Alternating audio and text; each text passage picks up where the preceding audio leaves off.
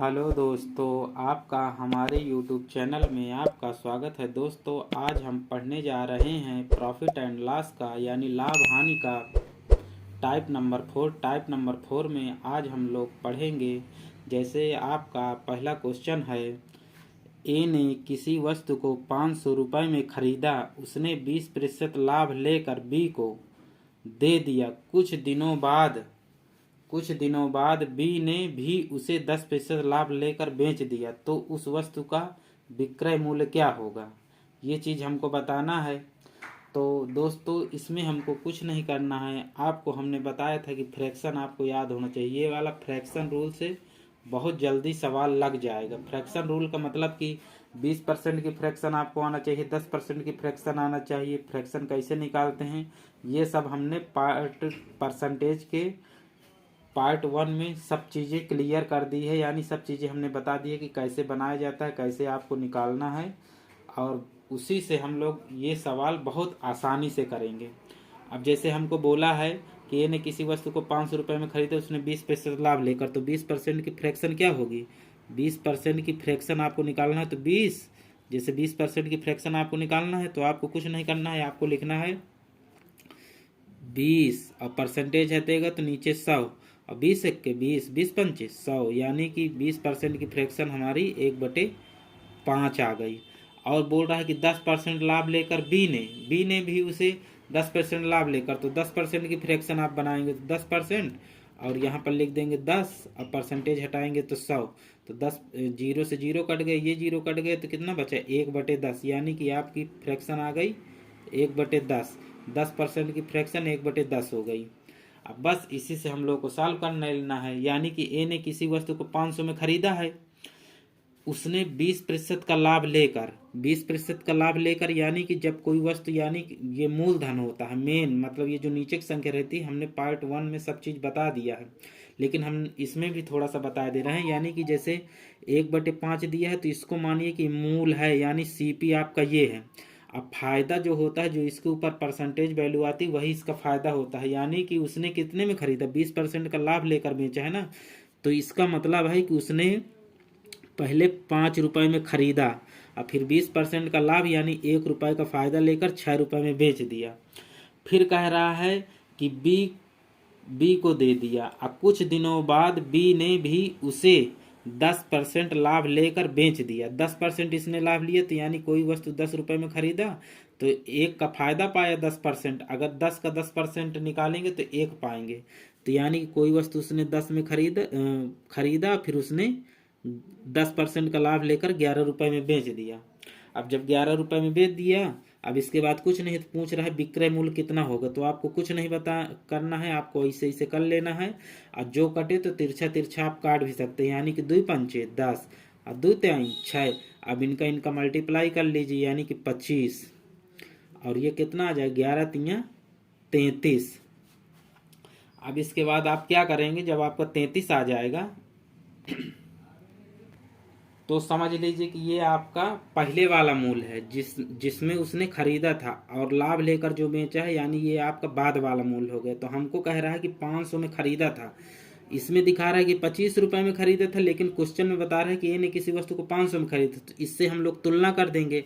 जब इससे हम लोग तुलना करेंगे तो हमको कुछ नहीं करना है, ये 500 में 25 का भाग दे देंगे ये वाली संख्या का। तो 25 से जब भाग दोगे तो 25 दूनी 50, यानी कि 20 आ जाएगा। भाई 25 दूनी 50, ये कट गया, ये जीरो लग गया, यानी 20 बार, यानी कि इससे ये कितने गुना ज्यादा है? ये है 20 गुना। तो हमको भी इसको 20 गुना बनाना है, यानी कि इसके साथ 20 की मल्टीप्लाई कर देंगे, जो आएगा वही इसका विक्रय मूल्य निकल आएगा।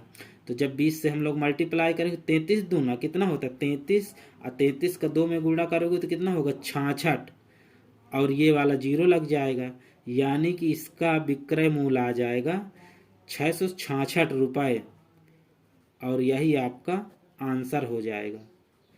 दोस्तों, इसको हमने समझाने के लिए इतना वो किया है, नहीं तो इसको बहुत जल्दी भी हम लोग सॉल्व कर सकते थे। दोस्तों, इसमें हमको 500 रुपये में नहीं 5000 में दिया है, तो 5000 यहाँ पर जीरो लगा देंगे, 25 से इसको भाग देंगे तो ये 200 आ जाएगा।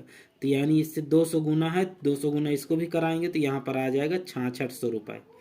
हमने थोड़ा सा ध्यान नहीं दिया था, तो यहाँ पर 6600 रुपये होगा, यही आपका आंसर हो जाएगा। दोस्तों आपका अगला क्वेश्चन है, जैसे आपका अगला क्वेश्चन है, ए ने किसी वस्तु को 6000 रुपये में खरीदा, उसने 16 सही 2/3% का लाभ लेकर बी को दे दिया। अब बी ने वस्तु को 14 सही 2/7% का लाभ लेकर बेच दिया, तो वस्तु का एसपी क्या होगा।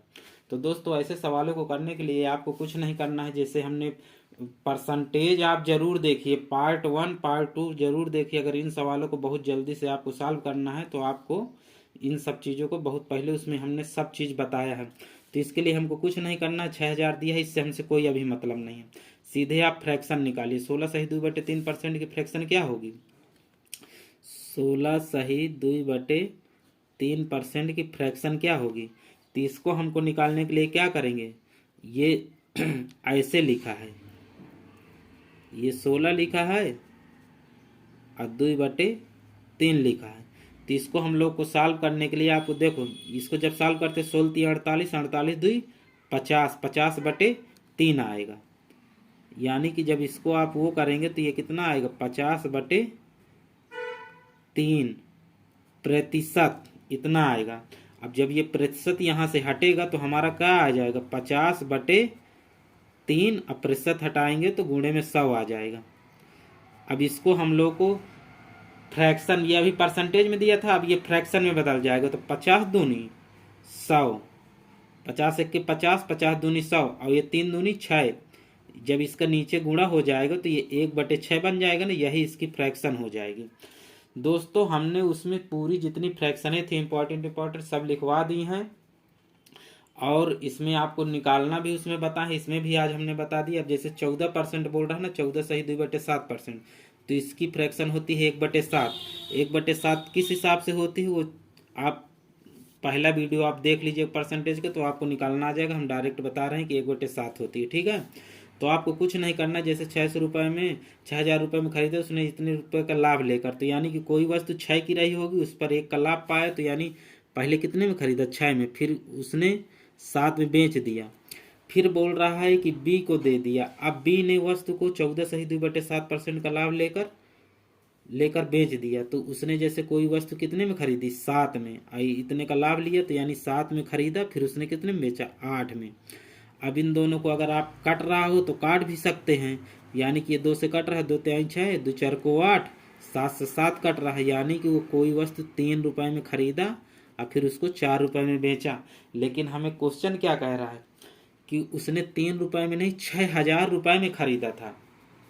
ये एकदम शुरू वाला नियम आता है, मतलब शुरू में जो वस्तु रहती है जितने में खरीदा जाता है, परसेंटेज प्रॉफिट या घाटा मुनाफा लेने के बाद जो आता है वो इधर का आता है। तो हमको कह रहा है कि 6000 रुपये में खरीदा है, लेकिन इसमें दिखा रहा है 3000, तो हम इसको कंपेयर कर देंगे, यानी कि 6000 को 3 से भाग दे देंगे तो कितना पाएंगे, 3 दूनी 6, यानी कि 2000। तो इससे ये कितना गुना है, 2000 गुना, ठीक है।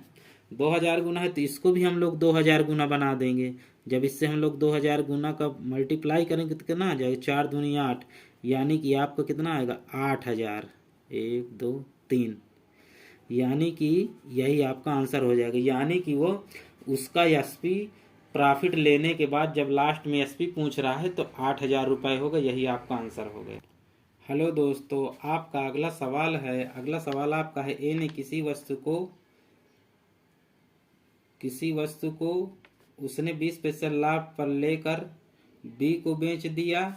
अब बी ने उस वस्तु को 16 सही 2/3% का लाभ लेकर सी को 7000 रुपये में दे दिया, तो ए ने उसे कितने रुपए में खरीदा था।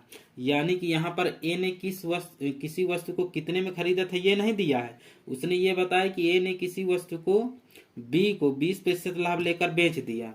अब बी ने 16 सही 2/3% का लाभ लेकर सी को बेच दिया। तो जब सी ने पैसा दिया उसको, मतलब इतना लाभ लेकर जब बी को पैसा दिया तो 7000 रुपये में उसको बेचा था, तो उसने 7000 रुपये दे दिया।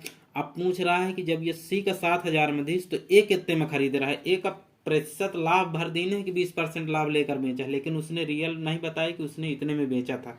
तो इस क्वेश्चन में हमको वो चीज़ निकालना है। तो उसको भी निकालने के लिए आपको कुछ नहीं करना है दोस्तों, आपको 20% का फ्रैक्शन, तो 20% की फ्रैक्शन कितनी होती है, 20/100 लिख देंगे और इसी को काट देंगे, 20 × 20, 20×5 100, तो आपकी 1/5 आ गए, यानी कि लाभ लेकर बेच दिया। ठीक है, जब लाभ लेकर बेच दिया तो आपको कुछ नहीं करना है। अब फिर कह रहा है बी ने उस वस्तु को 16 सही 2/3% का लाभ लेकर, तो 16 सही 2/3% की फ्रैक्शन क्या बनेगी, इसकी बनती है 1/6। अब बस हो गया, अब इतना आ गया तो समझ लीजिए कि आपका क्वेश्चन सॉल्व हो गया। तो अब यहाँ से हम लोग देखेंगे कि जैसे कोई वस्तु हमने 5 में खरीदा और फिर उसमें 20% का लाभ लिया तो इतने का प्रॉफिट हुआ, तो 6 में बेच दिया। फिर हमने कोई वस्तु 6 की थी और इतने प्रतिशत का लाभ लिया तो 6 से 7 में बेच दिया। अब ये 6 से 6 कैंसिल हो जाएगा और ये 5 बचा और ये 7 बचा, तो अब इसको यहाँ पर 5 लिख लीजिए और यहाँ पर 7 लिख लीजिए। अब उसने इस बार क्या बोला है, ए ने किसी वस्तु को खरीदा इतने में और लास्ट में सी को इतने रुपए, मतलब सी ने इतने रुपए दिए यानी लास्ट का। तो अब ये लास्ट वाला है तो हमको इस बार इससे कंपेयर करना है, यानी कि 7000 में 7 से भाग देंगे तो कितना गुना आ रहा है, 1000 गुना। भाई 7 से 7 कट गए तो 1000 बचा, तो ये हमसे कितने गुना ज़्यादा है, ये 1000 गुना ज़्यादा है। तो इसको भी हम लोग 1000 गुना ज़्यादा बना देंगे तो कितना आएगा, 1 2 3 1000, तो 1000 में 5 से गुना करेंगे तो कितना आ जाएगा हमारा, 5000 रुपये। यही आपका आंसर हो जाएगा, यानी कि ए ने जिस वस्तु को 20% लाभ लेकर बेच दिया था उसकी कीमत 5000 रुपये आ गई, यानी 5000 रुपये में दिया था।